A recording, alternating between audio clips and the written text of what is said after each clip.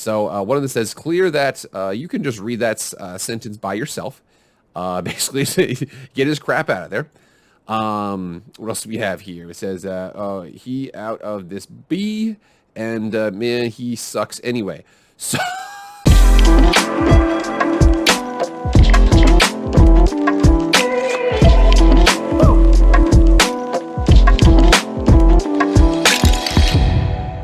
What is up, everybody? It is Jake with Master Football, back at it again. Happy Monday. Thank you so much for being here.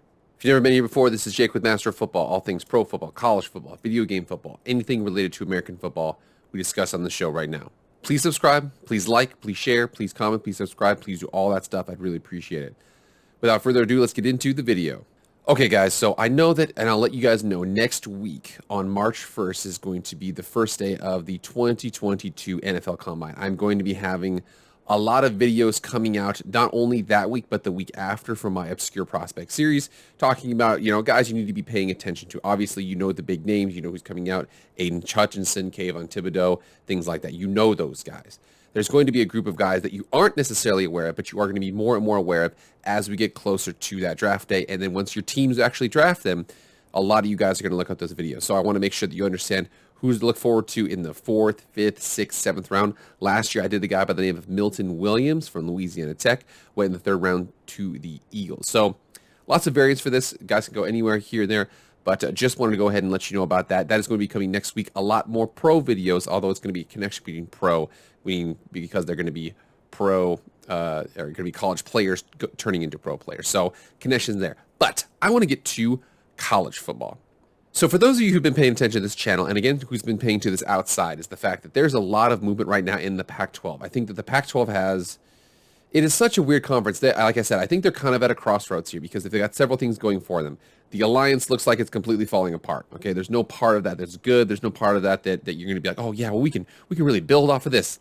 No, you can't. Once the Big Ten said we're going to 9 conference games, the Pac-12 is probably going to keep 9 conference games. The ACC is probably going to add and go to 9 conference games. It severely limited your ability to start scheduling USC versus Ohio State, Oregon versus Michigan, things like that. I know that just happened this season. Oregon played Ohio State, but I do think that there's going to be some limitations on that going forward just because, like you said, you've reduced it from 4 games now to 3. And again, several of those teams, including like Utah, has to play BYU. There's other teams out there that have to get those games in. USC has to play Notre Dame. Stanford probably has to play Notre Dame too. So there's lots of those games that are going to have to still exist that are just not going to be able to do. But enough about that. I wanted to more talk about the Pac-12 in general, talk about stock up, stock down, because there's several teams that have been stock up recently, okay? USC stock is skyrocketing right now, okay? I'm going to hereby say that stock is skyrocketing. Oregon, the stock is down a little bit. They're still a solid team. The stock is down a little bit. Arizona, now again, the stock is low anyway, but again, you buy the dip. Everybody knows that. You buy the dip. Their stock is low, 1-11 this last season, 22 ranked recruiting class. It looks like they're going to be doing well. Jedfish is doing a good job of building that up. Well, we go north of Tucson to Phoenix, Arizona, aka to Tempe, and see what's going on with Arizona State, because right now it looks like the stock is kind of heading down. Here we are from SI.com, and then again here, Arizona State. Is Arizona State's football program imploding? Okay, well that's not a very confidence-inducing title here, but it says right here, between the NCAA investigation heavily leaning towards some recruiting violations, a lot of out of recruiting time period windows. There's lots of recruiting situations like that. Transfer portal news and numerous coaches departing. What in the world is going on at Arizona State? So from Donnie Druin. So it says right here that Arizona State Sun Devils have had quite a start to 2020. Frankly put, that wasn't the vision headed by anybody at Arizona State had in late 2017 when head coach Herm Edwards, formerly of the Jets, was hired by the school to replace Todd Graham. Todd Graham also is actually having issues at Hawaii right now. There's a lot of players that left in the transfer portal. So Todd Graham, anywhere he goes, it looks bad. And apparently, even if he leaves, Arizona State's not necessarily doing well. It says here that a competitive consistency, in my view, is comprised of recruiting, developing players that you recruit into here, developing and retaining your assistant coaches, and then in-game preparation and in-game management, said athletics director Ray Anderson after Graham's dismissal. So you continue on here and basically says, fast forward to the present day.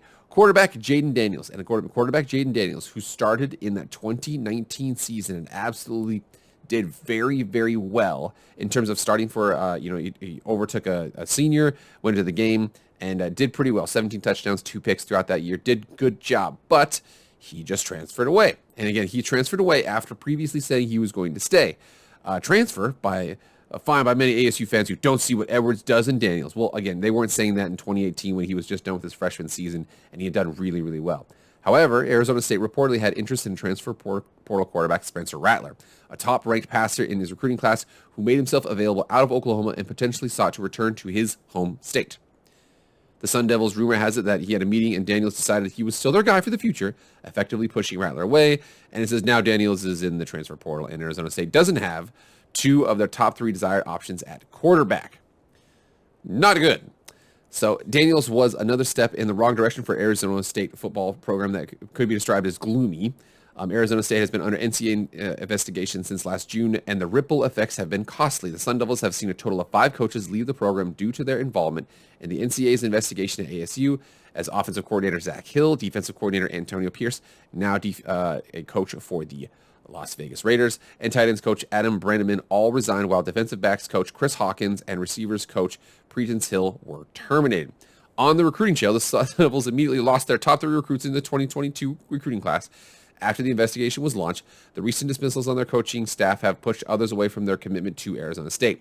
ASU ranks at the bottom of the Pac-12 in 2022 recruiting rankings on 247 Sports and is 103rd nationally. I just want to make sure that people see this. This right here is the 2022 class. Now, again, they have a 4-star in there, so you can at least work with that. But 9 guys, 9 times 4 is 36. That's not enough. That's not above replacement, okay? They're sandwiched between UNLV, who, no offense, is not really a football power, and South Alabama. So they're kind of down bad on recruiting. So here we sit. The Sun Devils have failed to deliver a satisfactory product on the field. A large portion of the coaching staff from last season is gone. Recruits have faltered, and worst of all, the NCAA may very well drop the hammer after concluding their investigation. Is Arizona State's football program imploding? Some will argue that process has long been underway for the aforementioned reasons listed. Others will point to the mass entrance of players through the transfer portal, coaches switching positions already filled, and inconsistent rulings of the NCAA to say perhaps the reality won't be as bad as people believe. Spring practice should give a better idea of where the Sun Devils are in the beginning stages of preparations for the 2022 season, although we won't be able to fully judge until actual football is played in the fall.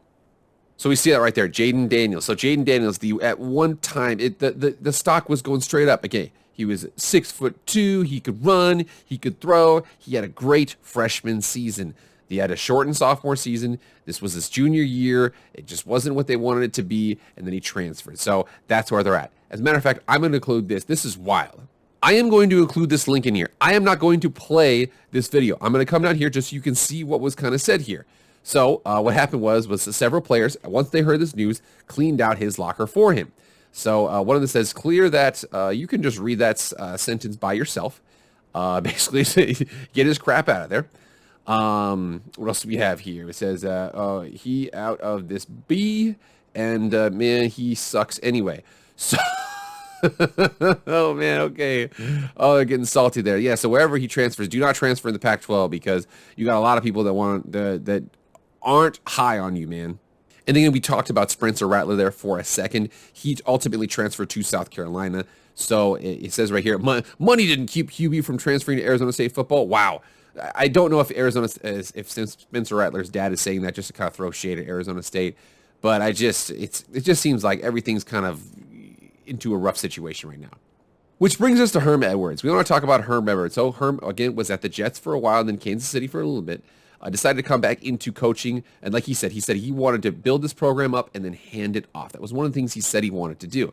So you see here, 2018, 2019, 2020, and 2021, 7-6, 8-5, 2-2, and then 8-5. Let's check and see how that went. So I remember here, very first game, very first season, UT San Antonio won 49-7, had a good game, beat Michigan State that next season, 16-13, and then lost a couple games from there, lost their bowl game against Fresno State, 31-20, ended up 7-6.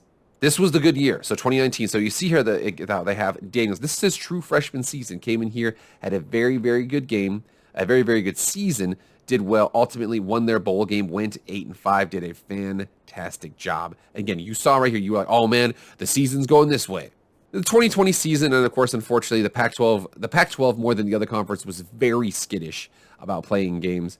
Lost to USC, and this was that crazy game where there was the onside kick. It was all over the place. They should have probably won that game. They ultimately didn't. Then the Cal game gets canceled. Colorado game gets canceled. They play UCLA December 5th. They play Arizona. They won 77 on December 11th, and then December 19th they play Oregon State, and they won 46-33. So 2-2 in a shortened season. Not really much to work off of. So this was his last season. If you look at this right here, started off 2-0, played BYU, couldn't ultimately win that game, and then look at this. So 2-0, lost 1, 3 more. So that's they're 5-1 going into this Utah game. Lose by 2 touchdowns, lose to Arizona to Washington State the next week, beat USC, beat Washington at Washington, lose to Oregon State, beat Arizona to put them into a that was their 11th loss of the season, and then they played in the Vegas Bowl and they lost 20-13 to Wisconsin. But think about this, and this is the crazy part right here. After all we've been through, at the very end of the season, what was the conversation? So if we're talking December 30th was the last game. December 31st, what were Arizona State fans saying to each other? They were saying, dude, look at us right here. We were 6-3. We were 8-5. If we would have flipped, if we would have won against Utah, we would have played in the Pac-12 South, the Pac-12 championship. We would have won the Pac-12 South. So Utah had a great season. If they flip that, they go instead of 8-1, they go 7-2. Instead of 6-3, they go 7-2. Arizona State would have had the tiebreaker. They would have gone ahead and they would have won the conference. So they were that close to winning the conference. And ultimately, things have just kind of gone downhill from there. So December 31st until now, the stock has gone one direction. Now, to be fair, I want to make sure that we offer one glimmer of hope for Arizona State. So Paul Tyson was the number 12 quarterback in the country coming out of high school, number 12 pro quarterback. Pro-style quarterback. He transferred from Alabama to Arizona State. He is eligible to play immediately. It looks like, again, so they lost Jayden Daniels. They still have a quarterback in their possession that they can use. So we'll see what happens. I mean, we ultimately don't know like how much these recruiting violations are good or bad, whether or not the players who are there are going to be hurt, whether or not the coaches that were there were part of this. There's a lot of questions we don't know the answer to. I do know that there is some glimmer of hope, but right now, let's just say Arizona State's in what the experts would call a bear market. It's been hurting recently, but again, until we see football played, this could all be all for nothing. I mean, if they come out this next year and they go 9-3, nobody remembers this stuff at all. But if the allegations come through to be true, there's some sanctions placed on them, Herm Edwards is fired, people still transfer away. They only had 9 commits this last season. One of them was a 4-star. But it's just, Arizona State they're making it easier and easier for USC to ascend because they're not able to hold up the bargain. So that's where they're at, man. I think that, and again, I hope that the Pac-12, I live out here in the West. I know I live in Idaho, but I actually like to watch Pac-12 football. I think the Pac-12 football is very innovative, especially when a Pac-12 gets a good team out there. They can give a lot of other teams problems. Oregon went over to Ohio State, gave them some problems. But I think that, I hope that they get it right.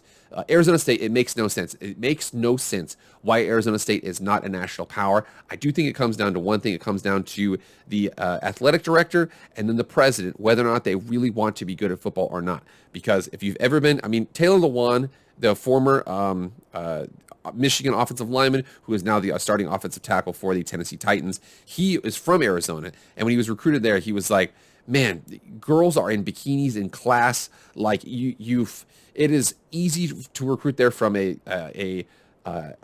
young person's perspective. There's lots going on. There's lots of parties. It's great weather. It's really hot weather, but there's lots to attract you there. So the fact that they can't develop a solid football program down there, it's very, very confusing. All right, guys, get in the comments. Let me know. Am I being too harsh on them? Again, if I'm being too harsh, just let me know. But currently, I just think the stock is headed in the wrong direction. Hopefully they can turn around, but man, I don't know. But get in those comments. Let me know. Let me know what you guys think. All right, guys, that's it. I thank you so much for being here. Please like, share, comment, subscribe, do all that stuff. I'd appreciate it. I'll see you guys tomorrow for Raider Tuesday. I'm out.